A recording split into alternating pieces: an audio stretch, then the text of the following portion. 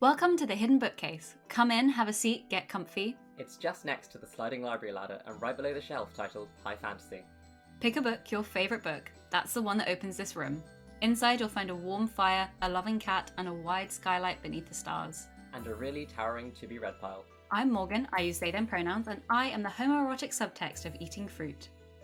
I'm Soren, I use he him pronouns, and I'm a magical gem sewn underneath your skin. We've been friends for 10 years and are always swapping books. But despite having the same taste in books, we never get round to reading each other's recommendations. It's always just another book on the pile. It's a seriously big pile now. It might crush me in my sleep. So each month we're going to force each other to read a book. The new reader will give a blind summary of the book. We'll both go away and read it, and then we'll return to chat about it. So this week, let's get to talking about The Priory of the Orange Tree by Samantha Shannon.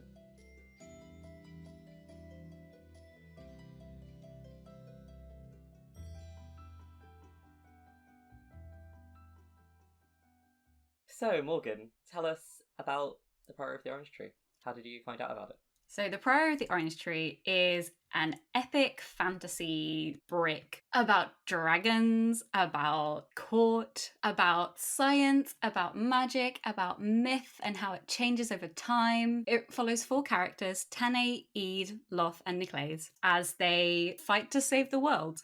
Or just vibe, depending on which character you are. I first discovered this book, I think Anna, who's our sound editor for the Attic Monologues, I think she introduced me to it, which was rare because usually I'm the one lending her books, but then she basically turned up to me and was like, read it. And I was like, okay, I trust you. And then I realised it was 806 pages long and was like, maybe not. And then I think the summer of 2020, when, I suddenly got back into reading because, pandemic, I just sat down and it took me like a week to read the first 2 parts. And then I read the next 600 pages in like 3 days. And I was just blown away by the vibes, the everything, the world building. You told me that this is 4 parts when we were reading it, and then I was reading it and I was like, hang on. I am a liar, I'm a fraud, I'm so squashed sorry. them all together in your brain. Yeah, because reading this book again, I did not remember almost everything that happened. Okay, spoiler alert, like for a big thing that happens at the end, I thought Niclaise died in this book. I genuinely thought he did not survive the book. And I was so shook when he lived. Because it's the line where it's like, death as it turned out had wings. And I was like, okay, he's dead, that's cool. And then he shows up again and I was like, what? That's how well I remembered this book. To be fair, it's been a few years, It'd been a few years. I'd read a lot of books since then, but still. Shall we listen to the blind react? I'm ready when you are. Our next read is Priory of the Orange Tree by Samantha Shannon. I know that it has a sapphic relationship at its heart, and I think it's a dual POV that follows 2 central female characters, but I'm not sure about that. And I also have an inclination that it's set over a very long period of time. Maybe I just think that because it's such a long book. Based on the cover, there's a dragon that's wrapping itself around a tower. Might be the Priory, although monasteries aren't usually towers, but it's a fantasy novel, so it could be anything. And I thought maybe it was a dragon guardian of some kind, like a protector, but the sky's looking pretty fiery, so I'm now wondering if it's going to be some kind of dragon battle scene, maybe a climactic scene in the novel. So I'm really excited to find out. Love a book with dragons. Those 2 male character POVs are really getting slated. I had simply never heard of the fact that there were any male characters in this book. Nobody has ever... I've heard vaguely people talking about Priory, not in detail, obviously, based on that assessment of what I thought it was about. But literally no one had ever mentioned any of the men to me. There could have been no men in this book and it wouldn't have surprised me. I do think a lot of the fandom has latched on to Eden Sabran and sort of made that the whole book. And actually when you read it, there's a lot of other stuff that's going on that has nothing to do with Eden Sabran. And they're not... I don't know whether they're the heart. They are like the only central relationship. Yeah, the only relationship that's alive at the time. Speaking of the dragon on the cover. Yes. Do you think this is Fyridel or do you think this is Naimathan? I think it's Fyridel because... I don't know, I see blue and I'm like, water. But then I'm also like, that's not fish scales. I thought she didn't have wings as well. That's and a good her, point. Her head organ thing. That's a very good point. I have no critical thinking skills, apparently. It is such a vibey cover, though. It is so good. Also, I was looking at it the other day and I was like, he's very obviously just landed and there's shattering bits of the tower. So this is clearly not a guardian of the tower, because if so, this would be a very inefficient system because this tower is now about to fall. Yeah, I assume it's the dragon attack that happens at the end of Is it book 1? Book 1, yeah. So Morgan, Mm-hmm. how do you feel about the writing style? I love the writing style. It's very hard to pull off this sort of high fantasy where you have to just throw the reader into everything, give them the world building, and then deconstruct the world building in the same book. So I think that's incredibly impressive to be able to do. I do think the first half of this novel moves a lot slower than the second half because, it's high fantasy. In the first 100 pages, you're like, I've got no idea what's going on. The last 100 pages are quite fast, but I also think that kind of works. But this is your first time reading it, so what do you think of the writing style? I really enjoyed Shannon's dialogue and prose in general. There were lots of little descriptions that kind of stuck with me. It just really draws you in the way she writes, and she's so clearly thought about absolutely everything. Every single time we visit a new country, there's a different type of food, and there's like a list of all the foods in that meal, which is insane how she thought about all this stuff down to the finest detail, down to the dress, and down to the fact that they say this humble one in the court of the 12 lakes and stuff like that. All of this very careful thinking, making all them like realistic cultures. It's so cool. Yeah, the food is something I had a note about. I thought that did a very good job in differentiating place, because of course you're jumping between places in points of view, but if someone's sitting down to a meal, that would often be a good anchor point. It's also something she does in her other series, The Bone Season. There's lots of different scenes of what people are eating and sort of rooting it in Victorian culture, because the other books are alternate history, fantasy, based on Victorian era. Food in fantasy is a long and storied tradition, and it doesn't just have to be bread and cheese. Exactly. Let's change the bread and cheese tradition. Reading this, I sort of noticed that there were tropes that were deconstructed that are like quite classic fantasy tropes. So, for example, the trope of the rebellious daughter and the severe mother was reversed with Sabran and her mother. So we had like the really rebellious mother, and then Sabran being very traditional and very serious. I feel like one of them was, this is quite specific, but when Nicholas sees the image of Janart, the witch, embodying him, and rather than that being the temptation that sends him over the edge, it shocks him the other way. I do really love that, because Shannon plays into that, because you're expecting Nicholas to follow through. And so that whole scene, you're expecting him to try and kill Eid. And then he goes, no, I hate you, but I have standards. I've decided I want to live, actually, which we love. This whole book is very mental health conscious, with Sabran having fantasy depression, which I really appreciated. And Nicholas being like, I don't care if I die. And I think that was really well handled. That being his character journey over the course of the book, of realizing that actually there is life after Janart. Yeah, also Tane's trauma, that affects her for a while, which I did appreciate. It wasn't something that she was over very quickly. And even like the first time she kills somebody, she's quite freaked out by it. I really love that, because she does come off as like the character who murders people because she's trained to be a warrior her whole life. But the way that Eid and Tane approach killing is so different, which I really love. Because Eid is just like, yeah, I just kill people, and it's not even a mention of a line. Whereas Tane's like, oh, I have killed a man. Which makes sense, because Eid has done some murders in the past. So exactly. Kind of used to it. Yeah, I love seeing how the threads knit together. It's very stressful at times, because Nicholas spends the entire book believing that Trude is alive. Yeah, that is upsetting. He was like, oh my god, I want to live so I can be Trude's grandfather. And it's like... I wonder how Shannon chose who to have point of views for. For example, that happens completely off screen because Sabran is the only one at court at the time, and Eid's not there. But I could see theoretically a draft where Sabran did have a point of view, or... Yeah, I want to see her, like, crazy wall of string connecting all these events together. Because how she keeps it all in her head and weaves it together, I do not know. There's so much that happens in this book. Every time I kept reading, I was like, oh my god, there's more. There's so much more. I really thought that Eid got to the Priory earlier. And then she gets there in like 2 seconds. And I'm like, oh, we're in the Priory now. And then they're leaving. And I'm like, what? The travel was one thing that annoyed me a little bit. I didn't feel like there was a huge sense of scale. It was that thing of, we're just suddenly here, which kind of made the world feel smaller to me. I think some sections worked better than others, like when Tano's crossing back over on Dragonback. It was quite hard to figure out the timeline. Yes. In regards to writing style, the peeling back mythology is one of my favourite tropes of all time. Like, it happens in Leigh Bardugo's Grishaverse over a much longer course of time, because that's like 7 books. But in this book as well, the way that it's done, the way that everyone knows different things, and then the way mythology has been twisted into things to be utilised by other people. So the way we have the damsel versus the mother, and then miscommunication of that. And then on top of that, Ede's realization that actually it wasn't the deceiver, quote unquote, lying. He was also deceived. And that's how that myth came around.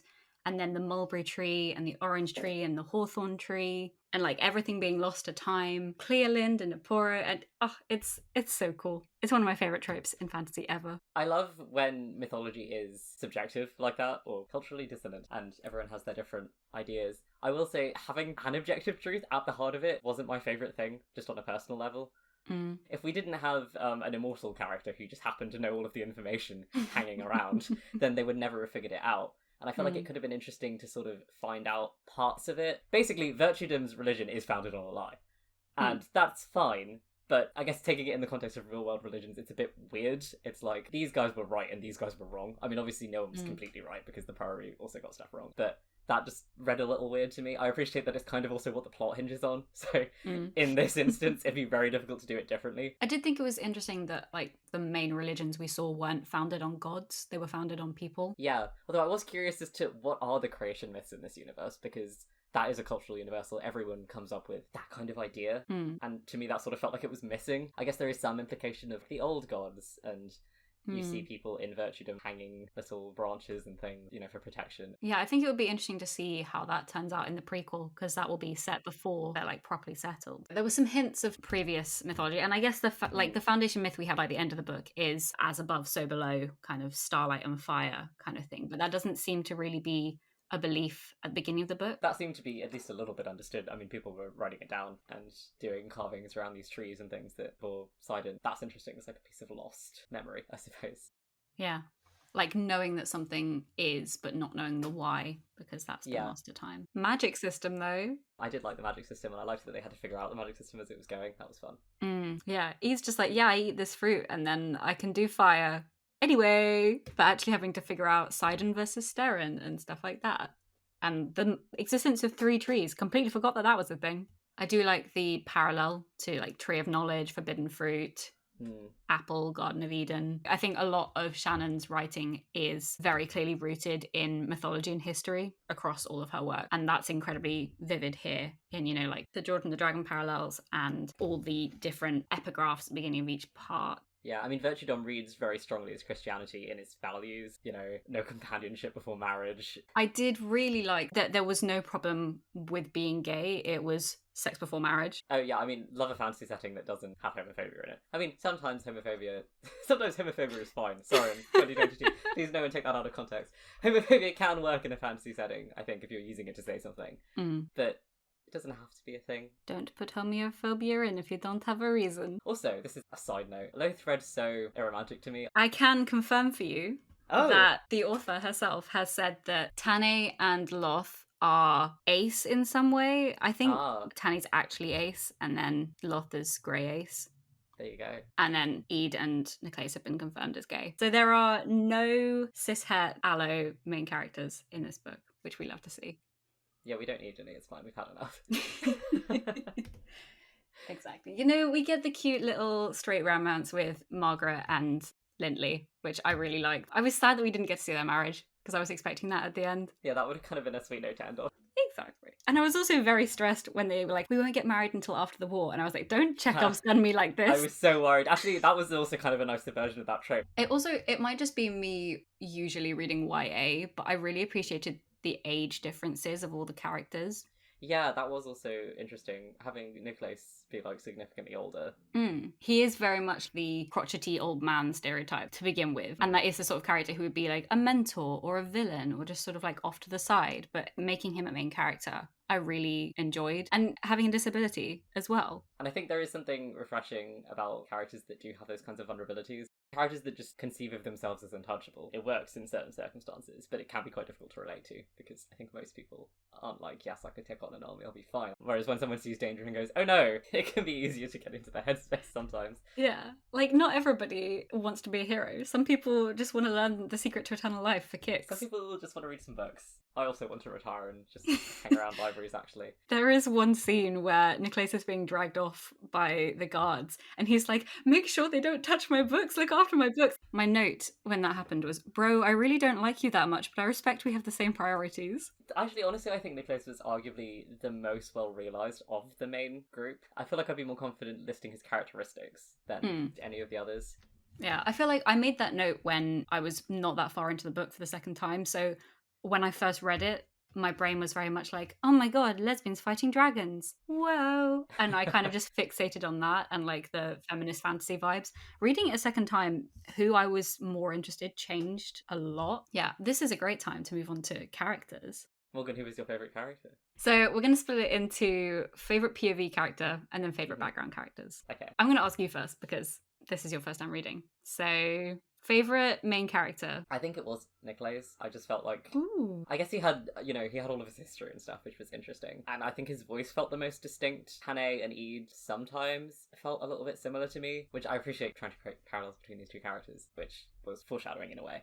But yes, Nicholas. I didn't like him to begin with, but I love a good coward. I love someone who will throw other people under the bus to save their skin. Not in real life, obviously, once again. I did think you were going to like Nicholas. He has that kind of vibe. He's a gay little nerd, and we love that.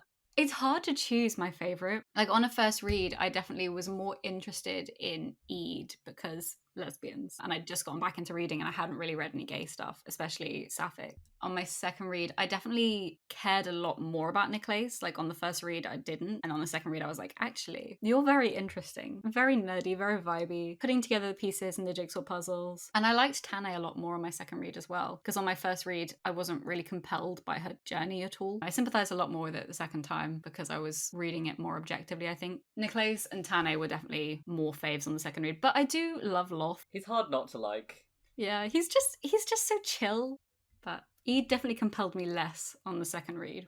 I will say I didn't really get that invested in Eden Savron. This might be like absolute heresy. Like, I appreciate the whole "oh, you're the only person that's real with me" thing, and I think that's a very fun romantic trope.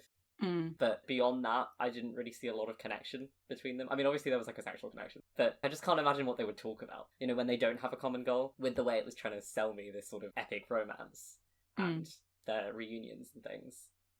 I didn't really see what they missed about each other apart from just each other's presence and physicality. Yeah, I did think there was a very sudden turn when Ede starts flirting with Sabran, and I was like, when did you decide that this is okay? But go on. And yeah, I do kind of get that. I think on the first read, I was a lot more like, lesbians, and on the second read, I was like, I understand trauma bonding, but maybe have a conversation. They do just have sex, and then Ede is immediately removed from court. Exactly. And then there's this longing thing, which, again, it's a traumatic situation. Sabran is not just a partner, but also representative of basically what's been her home for a long time.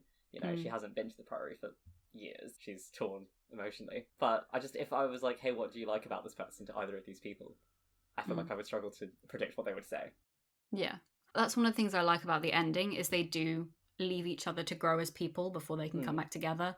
The openness of, we'll see where we are in 10 years. It's a very good choice for these characters, and it's also something you don't see very often, because it's usually like endgame, and now we'll be together forever, even though we've only known each other for 5 seconds. I did really, really like that. Yeah, and I think that was true to both of their characters as well, because they're quite dutiful people, and they will put those duties before their own needs and wants. Tell me your favourite secondary characters. I liked Margaret a lot. I haven't really thought about this. I don't really know why.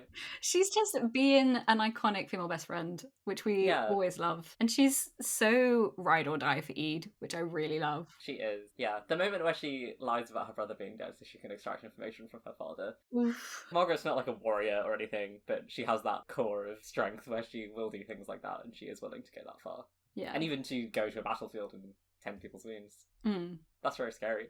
Yeah. And at the end, when she and Loth are talking about who should get the estate, and Loth's like, I have to take this in the first child, and I don't really want to. And Margaret's like, maybe in a few years. You can just give it to me.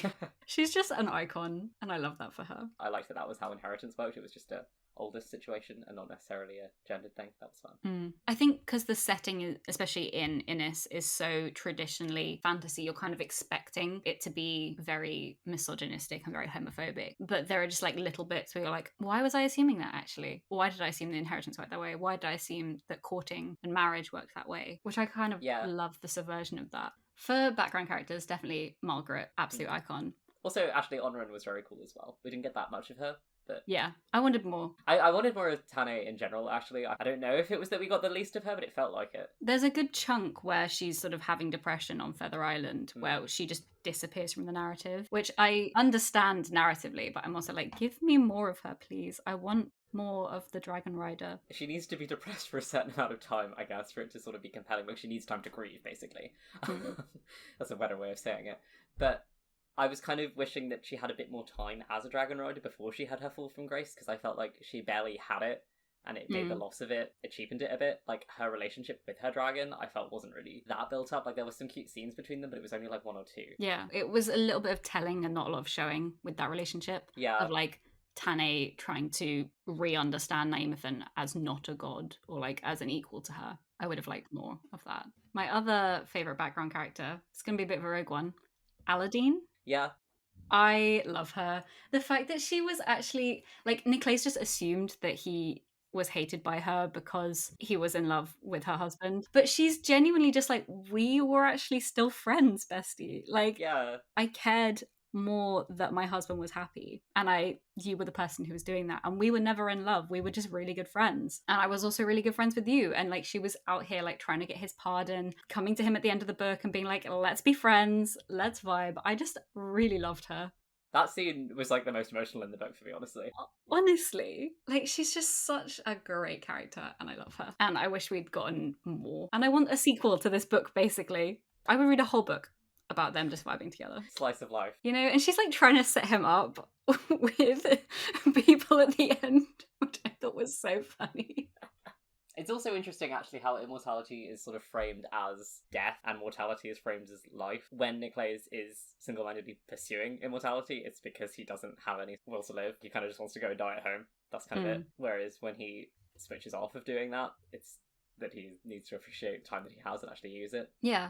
And also, what's her name? I forgot the name of the witch. Qiouyi. Is not exactly making the most of her immortality. She's kind of stagnant and she hasn't moved on at all from anything. Yeah, and Sabran, when she's obsessed with Yeah, exactly. immortality as well, is sort of fixed and frozen. Yeah, it's like an immaturity thing. Ooh, I like that. Can I tell you a secret fun fact? Oh, tell me a that secret may about that. change your view of Sabran. The fan cast by the author for Sabran is Katie McGrath. I don't know who this is. You don't know who? I'm gonna cry. Maybe Sorry. I do know who she. I just don't remember actors' names. What's she been in? Okay, Morgana. Oh, okay, yeah, okay. There you go. That makes a lot of sense. Yeah, I'm not surprised by that at all.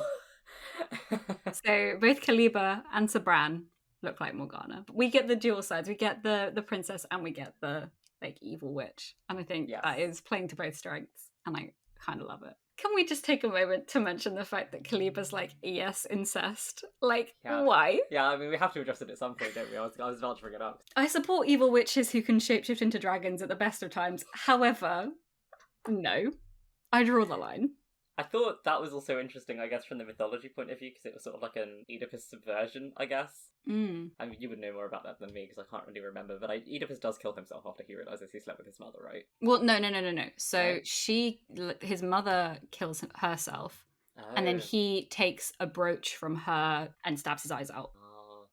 See, I don't see how that would help that much. Like, you've already seen her naked. Anyway. Whew. I wonder if that was inspired by... I mean, there's a lot of mythology in this, so I suppose probably. She's fine with it, though, so I guess, okay. Yeah. Speaking of Qiouyi, this is a very bad segue, but a lot of fantasy books revolve around MacGuffins. Mm-hmm. And I do like how that's the exact same in this, but it's sort of woven in well enough that you don't really notice that there are 3 MacGuffins and that's all anybody actually cares about. The fact that Ascalon is just like in Margaret's backyard the whole time. It's quite funny. I like that it's been a secret for generations, and then a man gets smacked in the head with a hoof and is like, hey, it's in the garden, actually. Yeah. Although, I've got to say, and I feel like this is also going to be controversial, there's a lot of coincidences in this book, and it did get on my nerves a bit. Like, that is one of them. Fate, Soren. It's fate. Yeah, I mean, I suppose when fate's a theme, I guess it's difficult to disentangle the two, but there's so many things that just happen. Like, Loth keeps running into really important people. It happens, like, several times, and it's the whole world, and it just, again, it has that effect for me of making the world feel a lot smaller. Like, everyone's just hanging around in, like, one city or something, and happening to run into each other, as opposed to an intercontinental adventure, which is kind of what we're going for.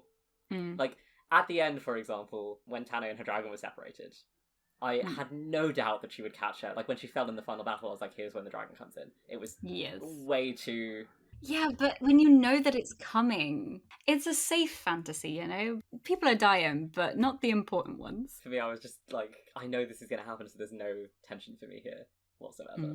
If it had been like just that, then maybe that would have been fine. But again, with Leigh just randomly running into people. Yeah, and like Qiouyi happening to attack the Priory when Tane's about to be attacked. Yeah. And also when Ede is escaping the Priory and a bunch of worms happen to come in and stop the sisters. Again, if it was just one of these things, I read a rule about writing once that was like, coincidences are allowed, but only if they screw the characters over rather than help them. And I thought there were a few too many convenient coincidences here. That's an interesting rule. I like that. I don't think it's a hard and fast rule, to be fair, especially when magic and fate are involved.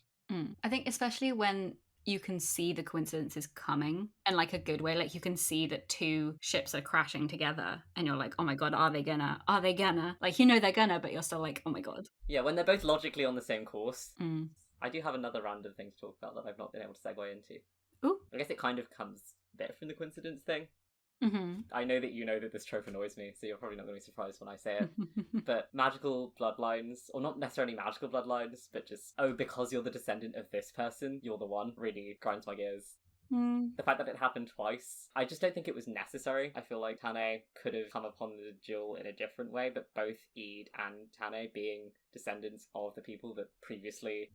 Ede isn't a descendant of the mother. I thought she was. I thought that was the She's thing. a descendant of the mother's first, the prioress that she named. It's like one removed. It's like, I'm not going to do this trope, but I'm going to almost do this trope. I guess there was a lot of bloodline stuff, which makes sense culturally as well, because that's clearly important. I did feel like there needed to be a bit more setup with Tane and Naporo, because the fact that she has a lump in her side, I don't think that was mentioned until very late in the book. Maybe it was mentioned earlier and I just missed it. Like maybe when she's training, she complains about it or something, but I didn't notice it at least until Feather Island. Even then, what a way to do it. We're just going to put a gem in the side of our descendants and that'll be the safest way to keep it. Guys, first of all, have you heard about infection?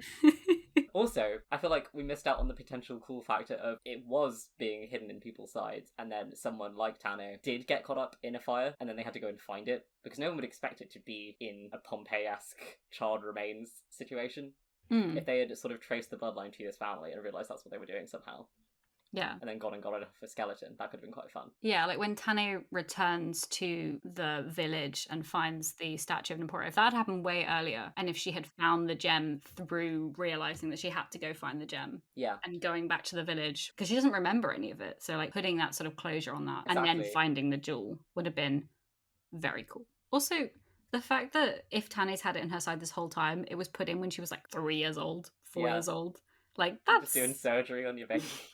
I think also the parallel to Margaret and Loth, and the fact that these chains of like handing down these very, very important MacGuffin items, and if literally one link of that train had ever been broken, the item's lost forever. Yeah, it's that coincidence thing again. It's been fine for all these generations. There was the potential for it to be messed up with the Beck family. There was the hint of like, this might have been lost. Exactly. But I think it was almost more convenient because again, if Margaret's father had been Compos Mentis, he would not have wanted to tell them. Another parallel was Sabran's mother being killed and Ede's mother being killed, both because someone else wanted their powerful position. I appreciate that it was trying to be set up as a parallel, but it just felt a bit too close for me. I don't know, I kind of just look at all these coincidences and go, oh my god, it's like fate. Like, I am very much like, if I have a reason to excuse it, I will. That's fair. I felt like because it was all rooted in mythology and fate, it was more excusable. Like, if a book is just like, and then this happens, I'm like, absolutely not, get out. But because because it was so long, and B, because it was like rooted in fate, I didn't really notice the sort of coincidences as much. Mentioning Crest, though, I did really like that plot point. The setup of the cupbearer being Sekum, and then it turning out to be Igraine Crest, which in retrospect, considering that her symbol is the double cup, maybe should have been figured out earlier. But I really, really like that because you're absolutely not expecting it. Because like, yeah, she's not a nice person, but she is just like a stuck-up old woman in that sort of trope. And then actually being very dangerously politically minded and moralizing. I did suspect her because of the cup thing, I won't lie. But I did still like that it was an old woman who was pulling all the strings. And I really love the fact that she's doing it all so that Rosalind can be queen, and Rosalind's like, get away. When she like lunges out of the darkness at Ede and is like, get away, like, don't hurt her. I was like, Yeah. you're one of my new favorite characters. Like, I didn't even know your name properly, but now I'm like obsessed. Wait, hang on. It's Rosalind towards the beginning as well, isn't it? He's like, oh, I've suddenly stopped getting letters from the secret admirer after Kitson. Yeah, we need to talk about Kit. I loved Kit. I was sad that he got killed off so early. I He was was so sad. kind of the only comic relief. He's just a funky little poet who just wants to vibe and be a good friend. I completely forgot that he died, and then he's just like crushed. And I was listening to the audiobook at the time, so I was just wandering around cleaning the kitchen, and then it's like he held out a hand, and I'm like, nope. Like, I understand that Loth needed to be a lone figure to like go through all his trauma, but I'm also like, I do wish we'd gotten more closure on the whole Iskalin storyline though, especially with like Loth's interest in the Don Martamarosa. Yeah, I mean, I appreciate that in the thick of the battle, there would be no way for him to know whether or not she was alive. But then we have some time skips, and I feel like we could have had some indication. Because people would have known she was the princess. I really wish we'd got a description of Gulthalga, the draconic city. We just have Ede went there and she found a thing that was really convenient for plot. And I'm like, give me a description of the really up city, please. I honestly forgot that had happened. At one point she mentioned it and I thought she was lying about the information that she had heard through Trudy about her grandfather going, and then I realised that she actually had gone. Somehow that just escaped my notice, which I feel like is not great. Actually, generally, I just wanted more dragon lore. They kind of just want to take over the world, and that's valid of them, but why? How do dragon relationships work? What is dragon family structure? What is dragon culture? I want to know all of these things. And there's this very black and white dichotomy where Eastern dragons are all the best and Western dragons are all the worst. And that kind of grounds my gears a bit, because I appreciate in mythology, as in real life mythology, that's kind of how it tends to skew. But it's not completely true. Like, there are aggressive dragons in Indian mythology, for example. So dragons seem to be as capable and sentient as normal people. Surely there's terrible Eastern dragons and nice Western dragons. No, I do see that. I wish we'd gotten more understanding of the High Westerns and the Nameless One, and how much are dragons and draconic beings just acting out of fear. Yeah. There are good people and bad people on both sides. Exactly. So surely that's the same for dragons if they have the same intelligence. Maybe like wyverns seem to be like less, they just seem like dogs or whatever. But basically need a sequel that actually goes more into depth about dragons. What do they do for fun? What's their culture? What do they vibe with? Yeah, and I do appreciate the vibe of trying to like keep them mysterious, but when you give them that human intelligence, then you're seeing them as characters, and then if they're characters that are acting in a wholly good or wholly bad way, then they just come across like flat characters. Yeah. Like the Nameless One coming back, I was like, come on man, you know, all the build up, and then he's just sort of like, hello, I know your secrets.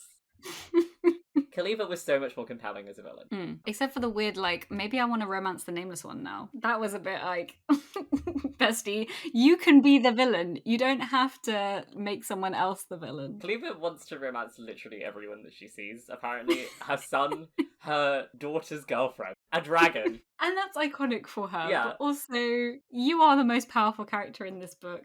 Act like it. Yeah. That's true. Yeah. Yeah. I wish we'd gotten more of the Nameless One, because he has kind of like show up and then is almost immediately killed by Ede. Yeah, I was just kind of expecting a bit more from him. Just sort of a big dragon, which is fine. But we've seen a lot of them. Maybe it was that Fyradel's introduction was super impactful, in my opinion. The suddenness of it, him perching on the tower, his conversation with Sabran, all very dramatic. Whereas in comparison to the final battle, I was kind of like, well, we know Fyradel now, and he's not doing anything new. And then the Nameless One was just like, another dragon, but bigger. Yeah. I think with the way that he can get into people's minds, I would have liked more of him like mentally terrorizing people before he rose. I think that would have been quite an interesting plot device. Like, there's so much potential in what he can do, and we didn't get very much of it. But I mean, if we'd gotten any more of it, it would be 1,000 pages long, which I'm not saying is a bad thing, but maybe 2 parts. Yeah, should it not be a couple of books? Because I feel like some of the problems that I had, like with pacing, could have been resolved if it was a trilogy or something. But at the same time, is there enough that compels in the first book? But I feel like there could have been. Maybe if the order of things had been shifted around a little bit. Considering the Stormlight Archives by Brandon Sanderson, the first book is 1,088 pages. I think this could have been longer. Yeah. And I know that the prequel is longer because it's almost 300,000 words, but like, I just needed more at the end. The end was very fast and I needed more. So, final thoughts. Soren, tell me your rating of this book. I'm hoping I'm not going to break your heart, but I think it's 3 stars for me. There were lots of aspects of Priory that I liked, obviously. Like, writing style, beautiful. And I do think, it's not easy to manage this many characters and this much stuff happening. There were lots of lovely ideas in this, but there's a bit, actually, where Tane is talking to, like, a side character and says, would the world be any better if we were all the same? It's not Tane, the side character says this. And I feel like that's sort of the thesis statement of the book. It's, coming together over differences, everyone uniting at the end. But I didn't feel convinced by that because there was this like one truth that everyone should be adhering to, and it ends with Virtue Dome going, actually no, we were all wrong about this and we need to replace the myth. Which the myth sucked, the damsel sucks, it's a sexist myth basically, but because it's written that way, this isn't like real culture, and setting it up so that like certain people are just wrong, and in the same way the West are just wrong about how they conceive of dragons. There's no grey area, there's no, some Eastern dragons do suck, but the majority of them are great. It felt like it was trying to introduce this grey morality into a world that was actually, when you look at it, very black and white. But Morgan, how would you rate Priory? Yeah, that's very fair. I did rate it a 5. That's fair. Because, just vibes. It's one of the things that broke my reading slump, and I love Samantha Shannon's writing, and I love mythology, and I love them being the same thing. And I love some good dragons. Would have wanted more dragons, but 5 stars. I mean, we agree on that note. Give us more dragons, please. Yes, please. Morgan, for those who enjoyed Priory, what would you recommend? So first off, you should watch Critical Role. I mean, you're not wrong. I was very reminded of the Chroma Conclave arc. Yeah. When season 2 of the animated TV show comes out, watch that, because I'm not expecting everyone to watch like a 50 episode, 4 hours for each episode. Well, they do if you want to, but it's good. It's good. So for epic fantasy vibe, less ingrained in sort of traditional medieval court vibes, I know Innis is, but like most of the world's actually a little bit more diverse than that. I'm going to recommend Jade Fire Gold by June C.L. Tan. It had the same vibes, female characters, fantasy, aesthetics. I honestly do not remember what happened in it, but it was very good because I rated it 5 stars. Sometimes you remember the impression more than the plot points. Exactly. I mean, considering how often I said Leigh Bardugo Grishaverse in this recording, I feel like I have to recommend that. More so the first series, the Grisha series, and the third series, the King of Scars duology, fit the vibes. I mean, Six of Crows is objectively the best, but it's a lot less similar to Priory. But I do have to recommend it, especially if you like deconstruction of mythology and sort of realizing that things are different than they appear, and sort of different cultures influencing and understanding things differently, but also sort of never quite getting to the whole truth. Yeah, those are my 2 recommendations. Soren, do you have any recommendations? I do. This is a very different book, but this is science fiction, and it's kind of cyberpunk-ish, but I'm going to recommend In the Watchful City by S. Qiouyi. It's also very queer. A non-binary protagonist who sort of has to watch over the city. Are part of a network that allows them to basically briefly possess any living organism in the city, and can control their body, watch people, and make sure that people are safe and things like that. It feels a bit like an anthology, but it's all tied together, and it's just very different. And with really cool and inventive world building formed by the author's culture, but also comparatively a lot shorter than Priory. Because it's like 192 pages, so it's super short. It sounds so interesting. I want to read this. It's so good. Thank you for listening to this episode of the Hidden Bookcase. And for the rest of High Fantasy Month, we'll be reading Graceling by Kristin Cashore, or I'll be forcing Morgan to read Graceling, I suppose, more accurately. Very vibey. Until then, you're always welcome through the bookcase. Don't forget to scratch the cat on your way out. Thank you for listening to The Hidden Bookcase, a production of Plain or Prod. On this episode, you heard Morgan Greensmith and Soren Rywood discussing The Priory of the Orange Tree by Samantha Shannon. You can find out more about this book at samantha-shannon.blogspot.com, and you can follow Shannon at say_Shannon on Twitter. You can find The Hidden Bookcase on Twitter at Hidden Bookcase, and on Instagram, Facebook, Tumblr, and TikTok at Hidden Bookcase Podcast. Find out more about Plain or Prod at planorprod.com. Know what we should read next, or want to chat to us about what you thought of this episode's read? You can reach us at thehiddenbookcase@gmail.com, or send us a DM on social media. We'd love to hear from you. If you're enjoying The Hidden Bookcase, please consider leaving us a rating or review, or you can always tell a friend how to find us. Your whispers are the best way for bookworms to discover our show. On our next episode, which will be out on Monday, the 29th of August, we'll be discussing Graceling by Kristin Cashore. We hope to see you then, and in the meantime, you're always welcome through the bookcase.